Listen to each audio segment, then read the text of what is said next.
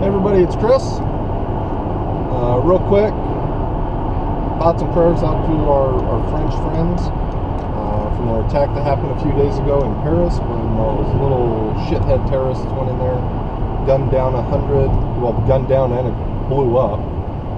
Last I heard it was 129 people, something like that. I had friends that were on the ground in Paris when that happened. I know of at least 3 of them that were there from the United States.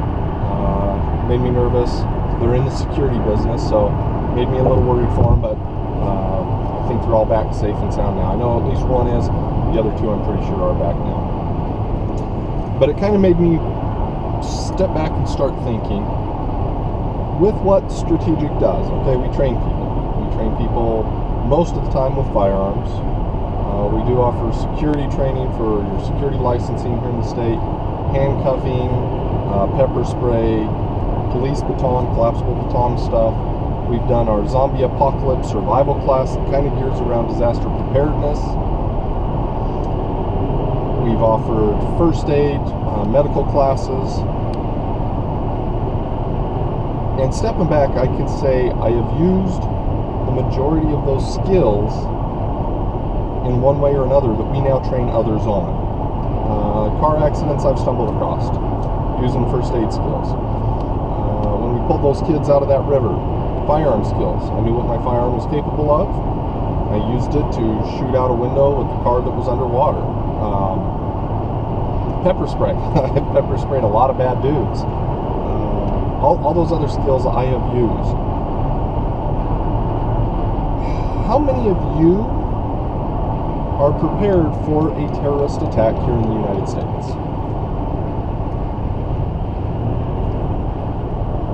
The terrorists are here. When will they attack? We don't know. Where? We have no idea. But it's going to happen. But how many of you, honestly, are prepared? And I'm not talking about going out and shooting at the range or something like that. I'm talking about mentally. I'm talking about what equipment do you have that you're gonna need, you're gonna use. Have you talked to your family that if this happens, this is what we will do? During Katrina, when the hurricane rolled through, communications was knocked out. How are you going to talk to your family if something like that, let me rephrase that, when something like that happens? Last night, horrendous storm, I guess, went through Washington State. I've got some friends up there. Gusts were at 115 miles an hour. Granted, it's not a terrorist attack, but it knocked out power. I'm sure it knocked out communications for a lot of folks. How are you going to negotiate that? How are you going to deal with issues that arise from a terrorist attack?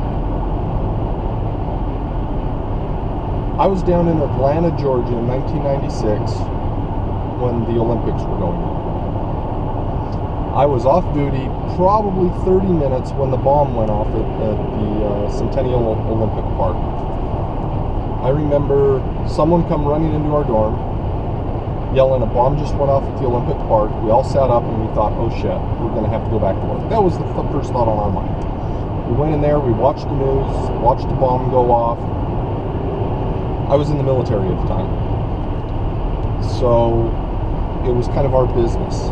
I was with the military security forces, well, security police at the time with the Air Force. Terrorism was our business to a point. The following day, people are a little excited, they're a little on edge. We're down doing some traffic control at an intersection, and someone puts down a backpack and walks away from it.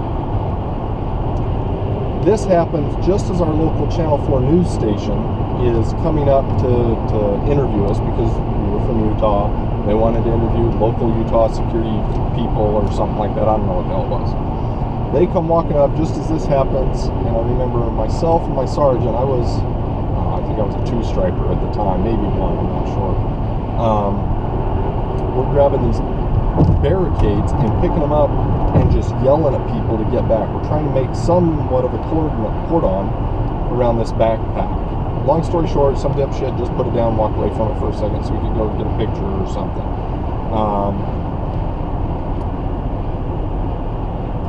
But what are your plans? You don't need to post them. You don't need to send me an email and say, hey, Chris, this is what I plan on doing. But step back, think about it. Look at how far away your work is from your home. Look at company policies. Do companies have a plan? If something like that happens for you, everybody go home?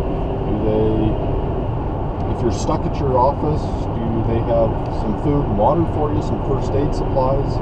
Because I'll tell you, if bad shit happens, medical services are going to be tied up. Okay, do you have an individual first aid kit? I have an IFAC. I keep one in each one of my vehicles. My wife has one in her car. I keep a tourniquet with me in my backpack that goes with me everywhere. Just kind of made me step back again, reevaluate some things, and wonder how prepared individuals are with their families. Guys, your responsibility to take care of your families. If you haven't thought about something like this, if you haven't made plans or preparations, do me a favor. Pull your head out of your ass. Look at your kids. Look at your spouse. Think that if something happened, how would you explain to them why they have no food to eat for the next week? Because the grocery stores are all closed, or the supply lines have been disrupted. Okay? How are you going to explain to your kids, sorry, you're going to be hungry? Simple water. Okay, you have to have water. So I think that's kind of the end of my rant right now, but honestly, step back, evaluate your situation, plan for a week if bad stuff happens, and are you ready? Who knows? Good luck, everybody. If you need anything, feel free to call us or email or contact us through Facebook.